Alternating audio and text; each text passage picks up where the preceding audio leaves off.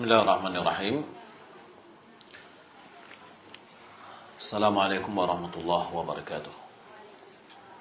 Alhamdulillah rabbil alamin. Wassalatu wassalamu ala asyrafil anbiya'i wal mursalin wa ala alihi wa sahbihi ajma'in. Amma ba'du. Ibu-ibu dan akhwat yang dimuliakan Allah Subhanahu wa taala, alhamdulillah segala puji bagi Allah Subhanahu wa taala yang senantiasa mencurahkan nikmat dan karunia-Nya kepada kita. Salam dan salam semoga dan anugerah Allah Subhanahu wa taala kepada Nabi kita Muhammad sallallahu alaihi wasallam. Allahumma shalli ala Muhammad wa ala ali Muhammad.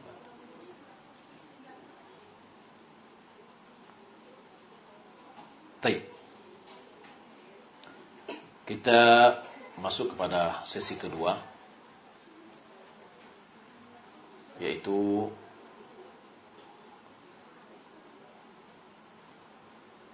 mempelajari fikih dari kitab Al-Fiqh Al-Muyassar fi Dhawil Kitab wa Sunnah. Kita masuk ke bab yang ketiga, yaitu fi qada'il hajati wa adabiha wa fihi iddat masail, yaitu tentang buang hajat dan adab-adabnya. Di sini ada beberapa persoalan. Persoalan pertama, al-istinja wal istijmar wa qiyam ahadihima maqam al-akhar. Istinja dan istijmar. Istinja bersuci dengan air, istijmar bersuci dengan batu, dan salah satunya bisa menggantikan yang lain. Al-istinja izalatul kharij minas sabilaini bil ma', menghilangkan yang keluar dari dua jalan, baik qubul atau dubur, dihilangkan dengan memakai air. Wal istijmar mashuhu bi tahirin mubahin munqin, melap atau mengusap sesuatu yang keluar dari dua jalan tadi atau najis tadi dengan sesuatu yang suci, yang boleh, yang membersihkan. Kal hajar wa nahwihi, seperti batu atau yang lain. Wa yajzi'u ahaduhuma 'anil akhar, salah satu dari istijmar atau istinja bisa dipakai dan sudah mencukupi yang lain. Artinya apa? Jika seandainya ada batu lalu kita bersuci dengan batu tadi, bagaimana caranya? Adalah dengan mempoles atau mengoleskan batu itu ke bagian yang keluar dari dua jalan tadi, itu sudah cukup. Atau memakai air, itu sudah cukup. Tidak seperti air dengan debu ketika berwudu, ketika bersuci. Air adalah hukum asal dalam bersuci, dalam berwudu. Jika tidak ada air, baru diganti dengan tanah atau debu. Jadi, jika ada asal, penggantinya tidak sah. Sementara antara air dengan batu atau yang lainnya, antara istinja dengan istijmar, kedua-duanya boleh dipakai, salah satu di antaranya boleh dipakai walaupun di hadapannya ada. cukup dengan salah satu di antaranya, sudah sah. Lithubuti dzalika 'ala an-nabi 'ani Nabi sallallahu alaihi wasallam, karena hal itu sah dari Nabi sallallahu alaihi wasallam. Fa Anas radhiyallahu ta'ala qala kala Nabi sallallahu alaihi wasallam kana Nabi sallallahu alaihi wasallam yadkhulul khala fa ahmilu ana wa ghulamun nahwi idawatan min ma'in wa 'anazatin fa ahmilu ana wa ghulamun nahwi idawatan min ma'in wa 'anazatan fayastanji bil ma'. Kata Anas bin Malik, Nabi SAW masuk ke tempat buang air. Dan aku dan dengan seorang anak yang sebaya denganku, membawa ember. Di dalamnya ada air. Atau membawa seember air. Dan anazatan, membawa sebuah tombak pendek. Fayastanji bil ma'. Nabi beristinja dengan air. Wa an Aisyah radhiyallahu ta'ala anha an Nabi sallallahu alaihi wasallam qala idza dhahaba ahadukum ila al-gha'iti falyastatib bi thalathati ahjar fa innaha tujzi'u anhu. Kata Aisyah radhiyallahu ta'ala an dan Nabi sallallahu alaihi wasallam, beliau bersabda, apabila salah seorang di antara pergi ke WC, ke tempat buang hajat, falyastatib bi thalathati ahjar, hendaklah dia membersihkan dengan 3 batu. Fa innaha tujzi'u anhu, 3 batu itu sudah cukup. Bersih enggak tuh ibu-ibu? Hah? Bersih enggak tuh?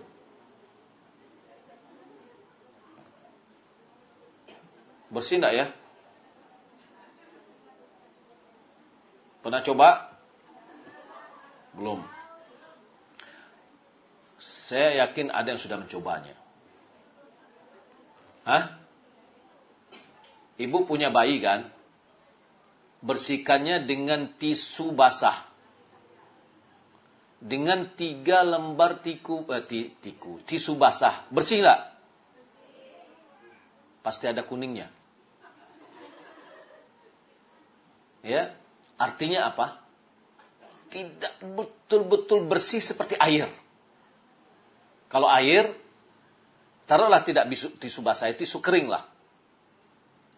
Ya, mesti ada sisa-sisa kuning tuh. Tapi Aisyah mengatakan di sini, fa innaha tujzi'uhu. Itu sudah mencukupi. Ya. Jadi berdasarkan hadis Anas dan Aisyah, mau pakai air aja cukup, mau pakai batu 3 batu pun sudah cukup. Wal jam'u bainahuma afdal. Menggabungkan keduanya lebih baik. Ya. Kalau menggabungkan keduanya, taruhlah batu ini kita ganti dengan tisu. Ya, Ibu. Kita ganti dengan tisu. Lalu kita beristinja. Mana yang kita dahulukan? Tisukah atau air? Air atau tisu? Kita mau beristinja dengan 2 benda. Air. Berapa persen? 90%. Air atau tisu? Air. Setelah air pakai tisu untuk apa? Untuk mengeringkan air. Berarti bukan untuk beristinja. Ya. Tapi kalau pakai tisu supaya istinja, pakai tisu dulu. Baru setelah itu pakai air. Berarti kita membersihkannya dengan 2 benda. Yang pertama dengan tisu, yang kedua dengan air. Mana yang lebih afdal? Lebih afdal itu pakai tisu dulu. Setelah itu baru pakai air. Supaya apa?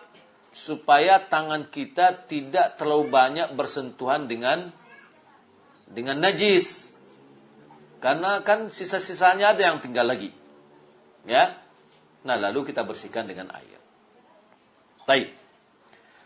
Al-istijmar yahsulu bil hajarah atau ma yaqumu maqamaha min kulli tahirin munqin mubah. Beristijmar itu bisa terwujud dengan batu atau sesuatu yang memposisikan, mengganti batu, yaitu setiap yang suci, yang membersihkan, yang mubah untuk dipakai. Seperti apa? Kal manadil, al-waraq, wal khashab, wa nahwi dhalik. Ya. Tisu misalkan. Ya. Tisu. Kemudian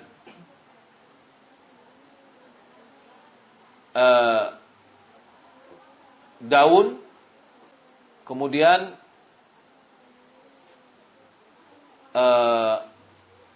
kayu bisa juga,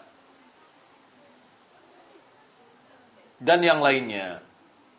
Lianna Nabi sallallahu alaihi wasallam kana yastajmiru bil hijarah فيلحق بها ما يماثلها في الإتقاء في الإنقاء. Nabi SAW beristimbar dengan batu dan yang lainnya, yang semisalnya, yang sama-sama membersihkan digabungkan atau dikiaskan kepada air, kepada batu, ya, atau diikutkan kepada fungsi batu. ويجزئ في الاستجمار أقل لا يجزئ في الاستجمار أقل من 3 مسحات. Tidaklah sah dalam beristijmar kurang dari 3 sapuan. Ya, 3 sapuan, kalau kurang enggak sah. Ya, minimal adalah 3 sapu, 3 apa namanya? 3 bersihan, ya. Karena hadis Salman radhiyallahu ta'ala nahana, yakni Nabi sallallahu alaihi wasallam, an nastanjiya bil yamin wa an nastanjiya bi aqall min 3 ahjar wa an nastanjiya bi raji'in aw 'azmin. Kami dilarang, yakni Nabi sallallahu alaihi wasallam melarang kami untuk beristinja dengan tangan kanan, beristinja kurang dari 3 batu. Berarti 1 batu 1 polesan. Jadi kalau tisu itu satu kali, ya, membersihkan. Bersih yang keduanya, ambil tisu baru lagi, kemudian yang ketiga ambil tisu yang baru, ya. Wa anastanjia, dilarang untuk beristinja dengan kotoran atau dengan kotoran hewan atau dengan tulang. Nah, ini tentang istijmar dan istinja dan istijmar. Intinya adalah alat untuk bersuci adalah boleh dengan air atau dengan batu dan yang semisalnya. Salah satu yang kita pakai itu sudah cukup. Air lebih sempurna daripada batu. Tapi salah satu di antara yang pakai boleh. Menggabungkan keduanya ketika ada cukup juga boleh. Kalau menggabungkan, didahulukanlah memakai batu atau yang semisalnya. Setelah itu baru memakai air. Persoalan yang kedua, istiqbalul qiblati wa istidbariha hala qada' al-hajah. Menghadap atau membelakangi kiblat pada saat buang hajat. La yajuzu istiqbalu wala istidbaruha ala qada' al-hajati fi as-sahara'i bila ha'il. Tidak boleh menghadap atau membelakangi kiblat ketika qada' hajah di lapangan terbuka yang tidak ada pembatasnya. Ya, ini misalkan bagaimana lapangan terbuka? Maksudnya adalah di tempat yang tidak dalam bangunan, maksudnya. Ya, seperti orang pergi ke lokasi yang tidak dalam bangunan, lalu dia beristinja, buang qada hajat di sana. Li hadits Abi Ayyub Al-Ansari radhiyallahu ta'ala anhu qala Rasulullah sallallahu alaihi wasallam idza ataitumul gha'ita fala tastaqbilul qiblata wa la tastadbiruha walakin syarriqu aw gharribu. Kata Nabi sallallahu alaihi wasallam, kata Rasulullah sallallahu alaihi wasallam, apabila kalian mendatangi WC, janganlah kalian menghadap ke kiblat, jangan pula membelakanginya, akan tetapi menghadaplah ke timur atau menghadaplah ke barat. Ya. Qala Abu Ayyub, faqadimna Syam fawajadna marahidha qad buniyat nahwa al-Ka'bati fananharif anha wa nastaghfirullah. Kami mendatangi negeri Syam. Kami mendapatkan WC-WC telah dibangun menghadap ke kiblat, ke Ka'bah. Maka kami memalingkan badan kami dari Ka'bah dan kami minta ampun kepada Allah Subhanahu wa taala. Ya. Syarriqu wa gharibu. Kalau kita timur ke barat lah, itu menghadap kiblat atau tidak, atau membelakangnya? Ya. Lalu kenapa diperintahkan timur atau barat? Karena bagi orang Madinah, arah kiblatnya itu adalah ke selatan. Jadi kalau dia menghadap ke utara berarti dia membelakangi kiblat. Kalau seandainya menghadap ke selatan berarti dia menghadapi kiblat. Maka caranya adalah menghadap ke timur lah atau menghadap ke barat lah. Kalau kita bagaimana? Arahkan ke utara atau arahkan ke selatan. Ya. Kiblat kita ini tidak persis di arah barat, tapi dia sedikit ke barat laut. Ya, ke barat laut. Nah, berarti boleh arah ke utara, selatan boleh karena tidak menghadap. Maka kemudian ke arah timur laut atau barat daya juga tidak menghadap ke kiblat. Wallahu a'lam. Baik. Amma in kana fi bunyanin aw kana bainahu wa bainal qiblati syai'un yasturuh. Kalau seandainya dia dalam bangunan atau antara dia dengan kiblat itu ada sesuatu yang menutupnya. Ya, ada dinding yang menutupnya misalkan. Fala ba'sa bidzalik. Menurut yang menulis ini tidak apa-apa. Ya. Li hadits Ibnu Umar, bahwasanya hadis Ibnu Umar annahu ra'a Rasulullah SAW yabulu fi baitihi mustaqbilal Syam mustadbiral Ka'bah. Bahwasanya Ibnu Umar melihat Rasulullah SAW kencing di rumahnya dengan menghadap ke utara, ke negeri Syam dan membelakangi Ka'bah. Wa li hadits Marwan al-Asghar qal anakha Ibnu Umar ba'irahu mustaqbil al-qiblah thumma jalasa yabulu ilaihi. Faqultu Aba Abdurrahman alaysa qad nuhiya an dhalik? Qala bala innama nuhiya an hadha fil fadha amma idza kana bainaka wa bainal qiblati syai'un yasturuka fala ba'sa. Kata Marwan al-Asghar, dia mengatakan Ibnu Umar menambatkan ontanya. Ya, disuruhkan ontanya itu untuk duduk ke bawah, menghadap ke kiblat. Lalu dia duduk kencing, menghadap ke ontanya tadi. Lalu aku mengatakan kepada beliau, wahai Aba Abdurrahman, bukankah sungguh telah dilarang dari hal ini, yakni menghadap ke kiblat? Qal bala, kata Ibnu Umar, benar. Innama nuhiya an hadza fil fadha. Yang dilarang dari itu adalah apabila di lapangan terbuka, tidak tertutup. Adapun apabila amma in kana bainaka wa bainal qiblati syai', adapun apabila antara dirimu dan antara kiblat ada sesuatu yang melindungi, berarti Ibnu Umar apa yang melindunginya? Ontanya.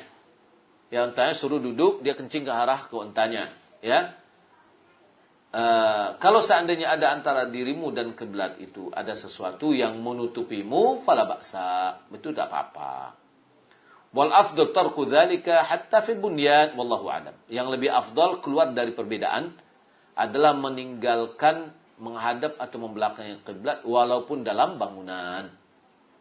Itu yang lebih afdal. Ya. Jadi kalau seandainya kita punya rumah, seandainya dia menghadap ke kiblat, maka hendaklah kita rubah. Walaupun kita mengeluarkan uang sedikit, tapi berikan kita kenyamanan, ya. Karena sebagian ulama ada yang mengatakan bahwa sampai dalam bangunan pun kita harus minta ampun kepada Allah Subhanahu wa taala. Sebagaimana Abu Ayyub Al-Ansari ketika dia datang, tadi hadis yang pertama, ketika dia datang ke Syam, dia dapatkan WC menghadap ke kiblat, lalu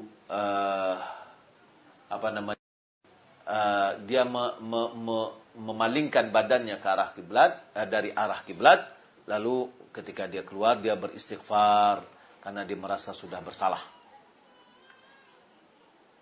Persoalan yang ketiga, ma yusannu fi'luhu lidakhil khala. Apa yang disunatkan untuk pengerjaannya bagi orang yang masuk ke WC. Yusannu lidakhil khala, dianjurkan bagi orang yang masuk ke WC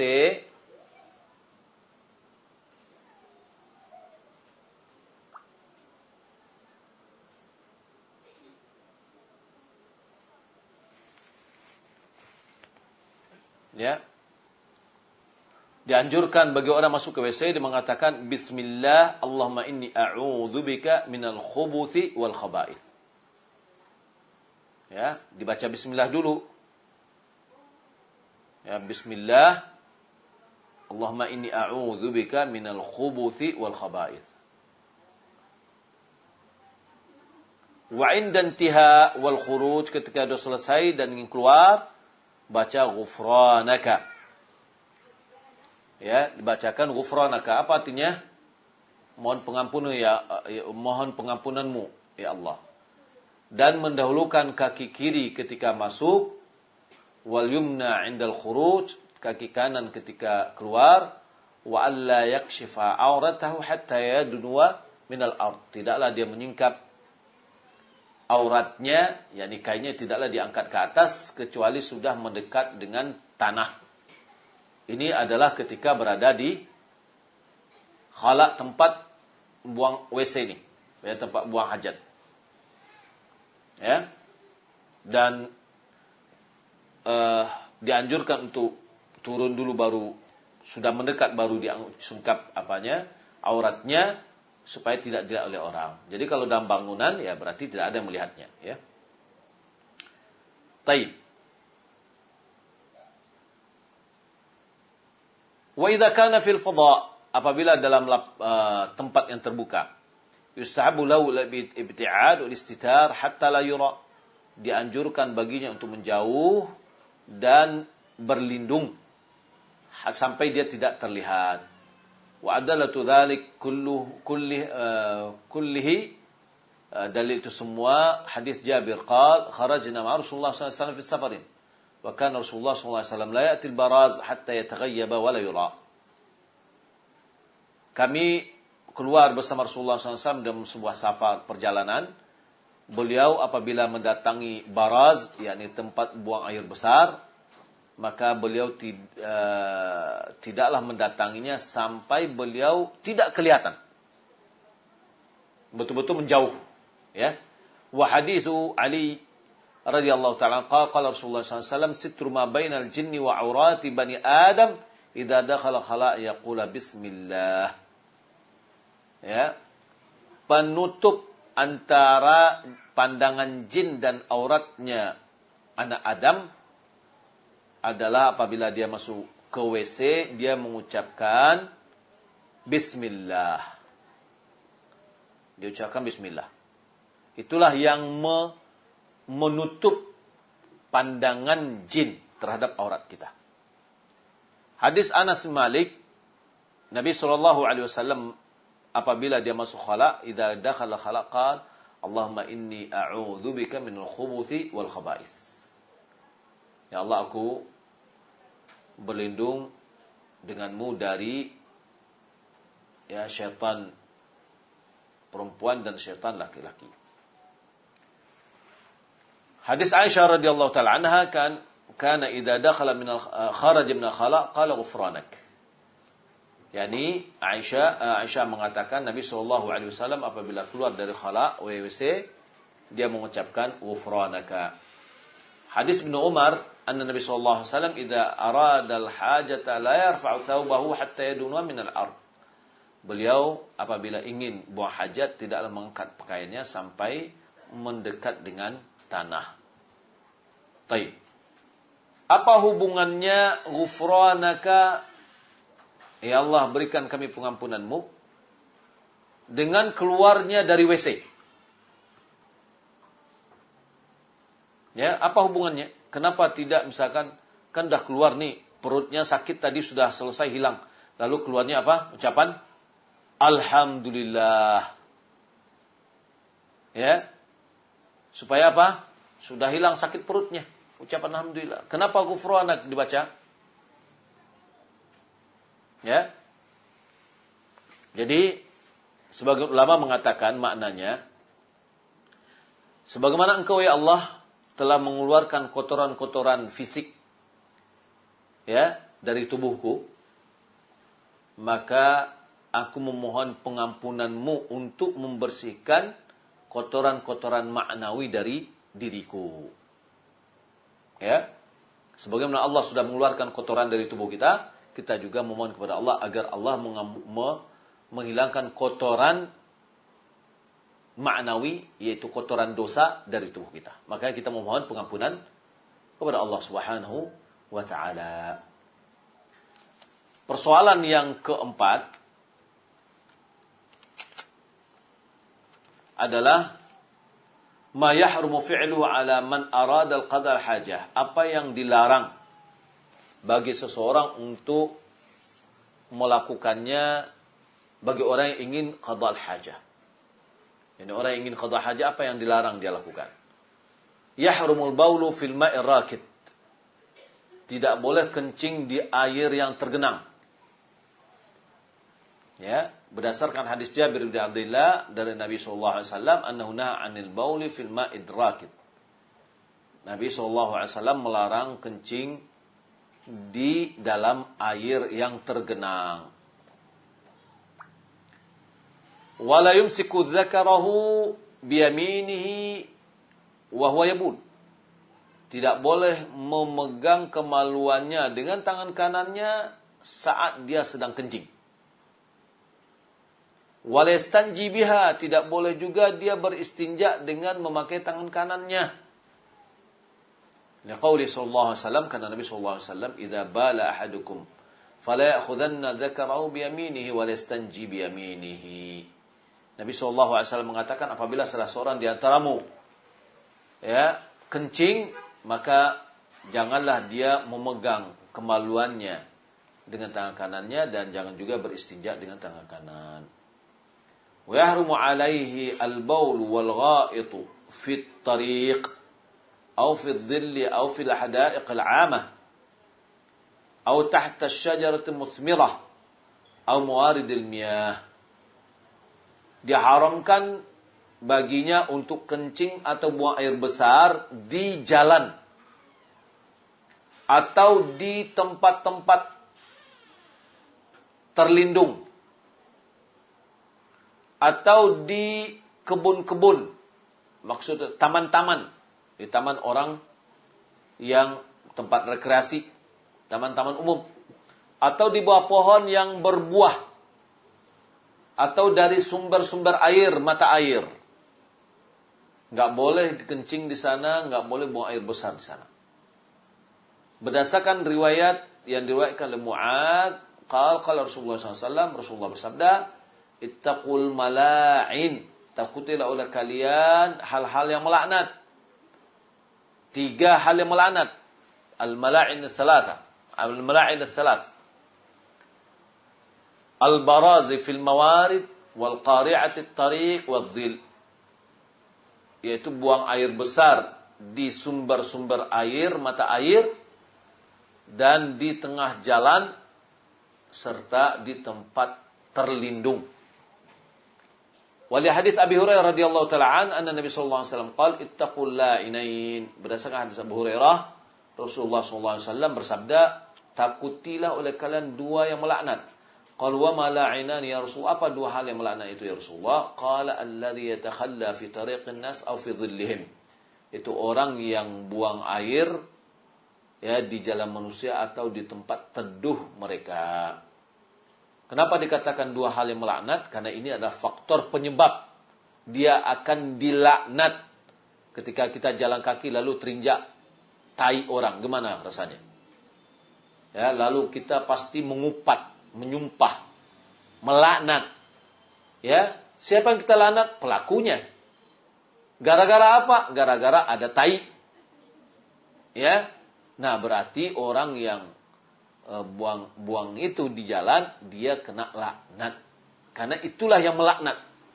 Ya, yaitu menyebabkan dia terlaknat. Kama yahrumu alaihi qiraatul Qur'an, diharamkan untuk baca Al-Qur'an. Wa yahrumu alaihi istijmar bil rawth wal 'azm wal ta'amil muhtaram. Dilarang baginya untuk beristinja dengan kotoran binatang atau dengan tulang atau dengan makanan yang terhormat. Roti misalkan dikasih jadi untuk istinja. Atau makanan yang lain, ya nggak boleh karena itu terhormat, tidak boleh dibuang-buang dan tidak boleh dihina. Li hadits Jabir, na Rasulullah sallallahu alaihi wasallam, na Nabi sallallahu alaihi wasallam ay yatamassaha bi 'azmin aw bi ba'rin. Nabi sallallahu alaihi wasallam melarang kita beristinja dengan tulang atau dengan kotoran. Wa yahrumu qada'il haja baina quburil muslimin. Dilarang buang hajat di antara kuburan-kuburan kaum muslimin. Nah, kadang ada kuburan belakang jadikan tempat kencing di belakang. Itu tidak boleh. Ya, atau tempat buang hajat di belakang, enggak boleh. Qala Nabi sallallahu alaihi wasallam, la ubali awsatul quburi qadaitu hajati aw wasatus suq. Saya tidak hiraukan. Ya, saya tidak hiraukan apakah di tengah kuburan atau di tengah pasar saya buang hajat. Yani orang sama-sama, ya, sebagaimana kita malu di depan pasar, di tengah pasar itu ada orang buang hajat, maka juga kita malu dan buang hajat di tengah-tengah kuburan.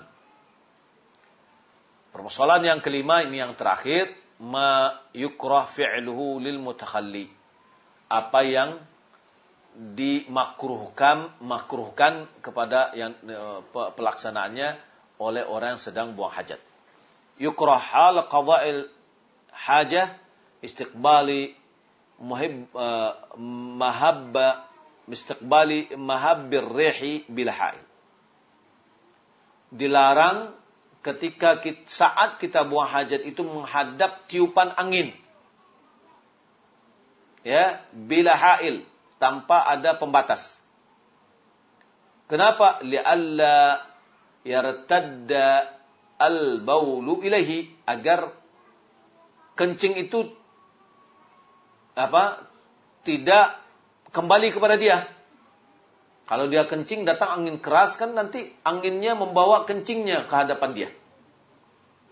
Ya. Wa yukrahul kalam, dimakruhkan berbicara pada saat hajat. Ada enggak orang berbicara sedang buang hajat? Banyak yang sedang berbicara bawa HP dalam WC. Ya. Itu namanya berbicara. Faqad marra rajulun wan Nabi sallallahu alaihi wasallam yabul fasallama alaihi falam yurda alaihi. Ada seseorang datang, Nabi sedang buang hajat. Lalu orang tadi bersalam kepada Nabi. Nabi tidak menjawabnya. Ya. Terdapat ada hadis yang dhaif. Ya. Bahwasanya Allah Subhanahu wa taala murka kepada dua orang yang sedang berhajat, sedang bercerita atau sedang berbicara. Taib. Wa yakrahu an yabula fi syaqqin wa nahwihi. Dilarang kencing di dalam lubang atau yang semisalnya. Ya, di dalam lubang, misalkan dia pergi ke mana misalkan. Ke kebun, ada lubang dia kencing di situ, dilarang.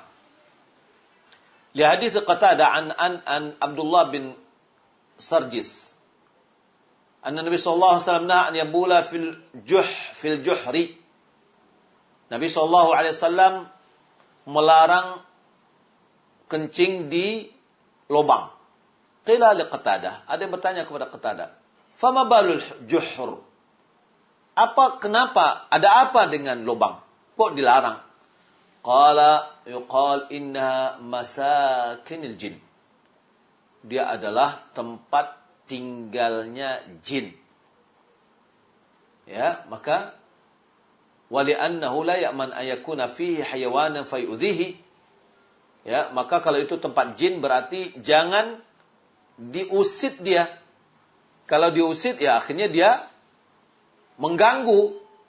Akhirnya kerasupan orang yang kencing tadi, gitu ya. Loh kalau gitu, kalau nggak boleh lubang, WC kan ada lubangnya. Ya WC harus ada lubang.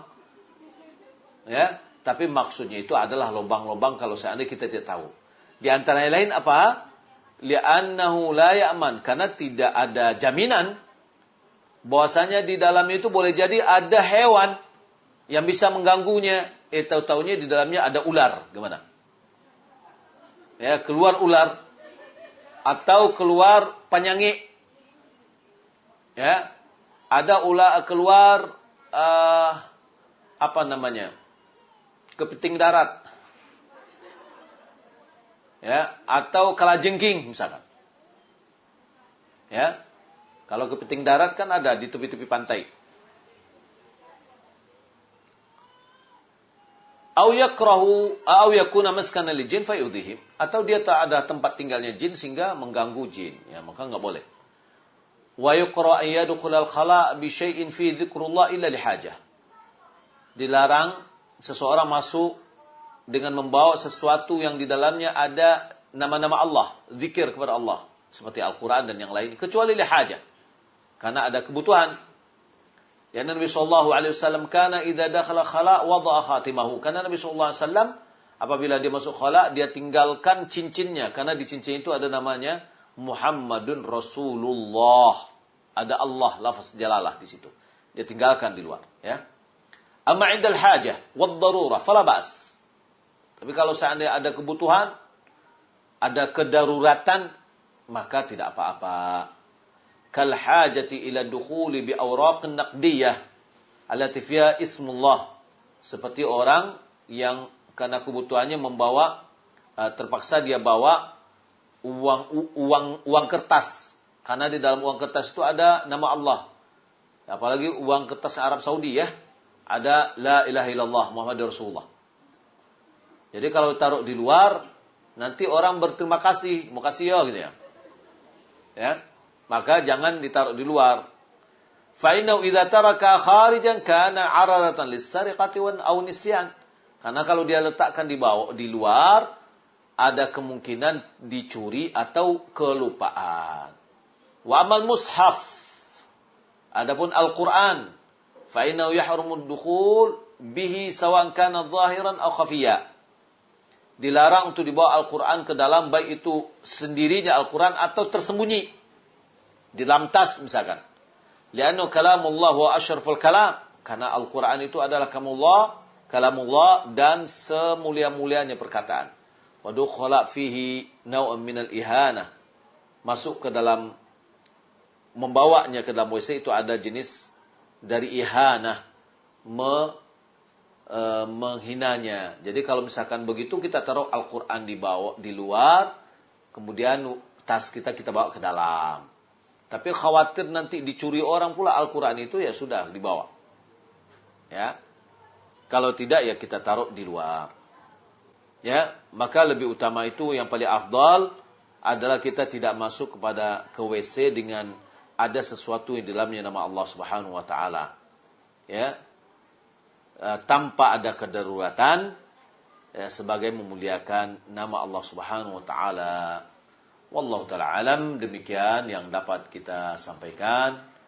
Semoga bermanfaat. Kita masuk ke tanya jawab. Jika ada pertanyaan, wallahu taala alam. Ketika kita berwudu dalam WC mandi, di kamar mandi, apakah boleh kita langsung berdoa setelah wudu di dalam kamar mandi itu, Ustaz, atau habis keluar kamar mandi dahulu baru berdoa? Sebaiknya setelah keluar dari kamar mandi baru kita berdoa. Adapun untuk baca bismillah, karena kita berwudu dalam, maka kita baca bismillah setelah kita menyiram kotoran-kotoran yang ada. Wallahu a'lam. Apakah Al-Quran dari surah Al-Fatihah sampai An-Nas itu semuanya firman Allah atau ada campuran dari kata Nabi, Ustaz? Ya. Al-Quran mulai dari surah Al-Fatihah sampai dengan An-Nas semuanya adalah kalamullah. Tidak ada sedikit pun perkataan manusia di dalamnya. Ya, siapa yang meragukan berarti dia ragu terhadap firman Allah Subhanahu wa taala, Inna nahnu nazzalna dzikra wa inna lahu lahafizun. Sesungguhnya kami menurunkan Al-Quran, Al-Dzikir yakni Al-Quran, dan kami juga menjaganya. Maka tidak ada satupun dari firman Allah dari sabda Nabi SAW dalam Al-Quran mulai dari Al-Fatihah sampai An-Nas. Bismillah, Ustaz, ana mau nanya, tolong pencerahannya, Ustaz. Bagaimana seorang laki-laki yang berpoligami tapi dia tidak adil terhadap istrinya? Dia lebih condong sama satu istrinya saja. Ini enggak boleh. Ya. Hendaklah dia bersikap adil. Kata Nabi SAW, "Man kana lahu zawjani, man kana lahu zawjatan, famala ila ihdahuma, bu'itha yawmal qiyamah wa syaqqhu ma'il." Siapa yang memiliki dua istri, lalu dia cenderung kepada salah satunya, atau condong kepada salah satunya, maka dia dibangkitkan nanti di hari kiamat dalam keadaan rusuknya berat sebelah. Ya. Nah, hendaklah dia bersikap adil. Sikap adil itu adalah di dalam mabit dan nafkah. Di dalam mabit dan nafkah, dalam bermalam dan memberikan nafkah. Wallahu a'lam. Maka orang yang mau berpoligami, hendaklah semuanya harus berilmu. Si laki-laki harus berilmu, istri yang pertama harus berilmu, istri yang kedua juga harus berilmu. Sehingga menjadikan pengetahuan mereka semuanya sama-sama menjalankan syariat Allah Subhanahu wa taala. Izin bertanya, Ustaz, ana seorang istri yang tinggal di rumah orang tua ana bersama adik perempuan ana yang juga sudah punya suami. Yang jadi pertanyaan, ana batas aurat ana dengan suami adik ana bagaimana? Ya, sama dengan orang-orang lain. Suami adik kita itu adalah ajnabi. Dia adalah orang asing, bukan mahram. Ya. Sebagaimana suami kita terhadap adik kita. Ya. Maka itu adalah dia harus menjaga auratnya, tidak boleh dia menampakkan auratnya ya di hadapan suami adiknya. Mana aja aurat? Jumhur ulama mengatakan seluruh tubuh wanita kecuali wajah dan telapak tangan. Maka berarti yang si penanya harus berjilbab lengkap, ya, berpakaian lengkap di rumah ketika suami adiknya ada. Wallahu a'lam. Saya hamba Allah dari Kayu Tanam, mau tanya, apa hukumnya jika seorang istri bersedekah di belakang suami dengan uang hasil kerja sendiri? Dulu sudah pernah izin, tapi saya izin sekali untuk seumur hidup. Dan suami saya mengizinkan. Beliau bilang, baguslah kalau sedekah. Namun saya tidak pernah bilang nominalnya. Apakah sedekah saya sah atau tertolak Buya? Bantu jawaban Buya. Jazakumullah khairu. Ya. Kalau seandainya yang pertama, sedekahnya itu adalah dari hasil kerja sendiri, dari uang sendiri, boleh. Ya, walaupun besar, sebagaimana wanita-wanita yang di waktu zaman Nabi, ketika Nabi menasihati kaum wanita setelah khutbah atau pada saat khutbah Id atau khutbah gerhana, ya, Nabi SAW menasihati wanita. Nabi mengatakan, wahai kaum wanita, tasaddaqna, bersedekahlah, karena kebanyakan dari penduduk api neraka itu adalah perempuan. Lalu Bilal mengumpulkan, ada yang ngasih antingnya, ada yang mengasih gelangnya, ada yang mengasih kalungnya, gitu ya. Nah, pada saat itu kapan dia akan minta izin kepada suaminya? HP nggak ada. Nah, berarti dia memberikan emas yang ada pada dirinya tanpa diketahui oleh suaminya. Ya, maka ini adalah boleh. Tapi kalau harta suami nggak boleh, kecuali harus seizin suami. Wallahu a'lam. Izin bertanya, Ustaz, maaf pertanyaan di luar topik hari ini. Kira-kira di luar topik ini apa ini? Ya, saya ada masalah penyakit psikologi. Kata psikolog, saya terkena penyakit panik atak. Yang menjadi masalah panik atak saya adalah ketakutan akan kematian. Saya disarankan psikolog untuk self-healing dulu, dengan lebih mendekatkan diri kepada Allah Subhanahu wa taala. Tapi kenapa semakin saya mempelajari ilmu agama, semakin saya sering mendengarkan tausiah-tausiah, saya semakin merasa ketakutan akan kematian. Mohon saran dan masukannya, Ustaz, apa yang harus saya lakukan? Takut dengan kematian itu apa? Takut kematian yang maksudnya adalah nanti tahu-tahu nanti dicabut nyawanya. Atau yang menyebabkan dia tidak bisa berbuat apa-apa. Ya, atau dia takut kematian supaya dia lebih bersemangat dan beribadah. Kalau yang kedua berarti lebih baik. Ya, baik. Karena Nabi SAW menyuruh kita untuk memperbanyak mengingat yang menghancurkan kelezatan, yaitu kematian, agar kita banyak beribadah. Tapi kalau menyebabkan kita tidak mau ini, tidak mau itu, tidak mau beribadah, tidak mau dan yang lainnya, ya, bergerak sedikit takut nanti ketabrak, mau keluar naik motor nanti takut jatuh, nanti mati dan seterusnya, maka ini perlu diterapi, ya.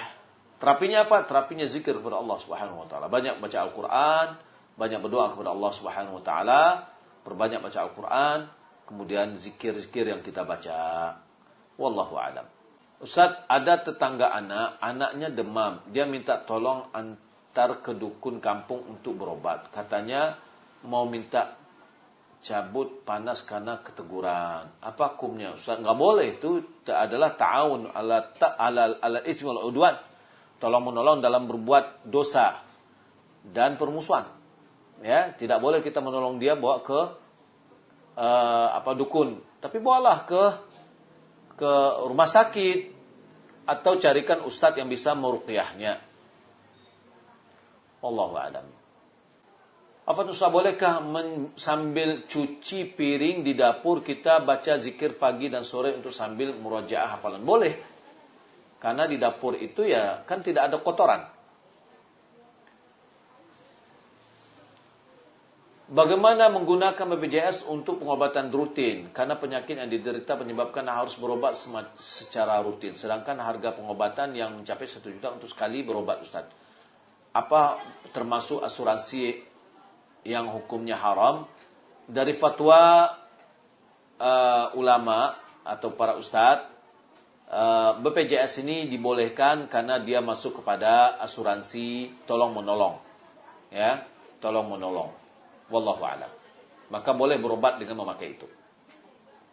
Apakah boleh membicarakan aib suami pada kakak untuk menyelesaikan masalah Ustaz, sedangkan suami hadir di sana? Jika seandainya memang mencari penyelesaian permasalahan, boleh. Dan itu tidak ghibah. Ya, tapi untuk menyelesaikan permasalahan, bukan menagaan banang basah. Mencari pendalihan, tidak. Nah, ini di luar, ini titipan pertanyaan. Ustaz, ada pertanyaan titipan teman. Ustaz, sebelum saya hijrah, ini pertanyaannya. Sebelum saya hijrah di jalan sunnah, ana sempat jatuh cinta sama akhi salaf. Sehingga ana berniat hijrah untuk bisa menikah akhi tersebut. Tapi perjalanannya waktu akhi tersebut menikah dengan orang lain, saya sempat kecewa, tapi tidak membuat saya berhenti belajar ilmu sunnah. Yang saya tanyakan, Ustaz, apakah niat saya ini bisa mengurangi pahala saya belajar agama, walaupun sekarang saya berniat untuk diri sendiri yang masih fakir ilmu, karena ana merasa nikmat sekali dekat dengan dan bertemu dengan orang-orang solehah di lingkungan ini. Mohon penjelasan. Enggak, ya, tidak mengurangi pahala. Ulama dulu mengatakan, talabtul ilma li ghairillah fa aba ayyakuna illallah. Aku dulu menuntut ilmu bukan karena Allah. Tapi ilmu ini enggan untuk dituntut kecuali karena Allah. Karena awalnya kita belum berilmu, kita menuntut ilmu karena gara-gara ada sesuatu. Tapi setelah kita berilmu, ya, karena kehadiran kita terus berilmu ke majelis ilmu, menjadikan kita untuk meninggalkan penyebab awal tadi. Nah, apa yang terjadi tadi? Alhamdulillah, itu adalah satu nikmat yang Allah Subhanahu wa taala bawakan kita kepada jalan yang baik, insyaallah taala. Baik, ini titipan pertanyaan. Ada teman ana yang bertanya, suaminya udah meninggal dan semasa hidup suaminya pernah sakit. Istrinya bertanya, gimana cara mengganti puasa suaminya? Apakah yang harus dilakukannya? Ya. Kalau dia pernah sakit dan belum pernah menggantinya, maka tidak perlu dibayar fidyah, tidak perlu diganti. Ya, ini pendapat yang terkuat bahwa puasa itu tidak bisa digantikan kecuali puasa nazar. Ya, puasa nazar. Wallahu taala alam. Baik, demikian yang dapat kita sampaikan, semoga bermanfaat. Wassalamualaikum warahmatullahi wabarakatuh. Wassalamualaikum warahmatullahi wabarakatuh.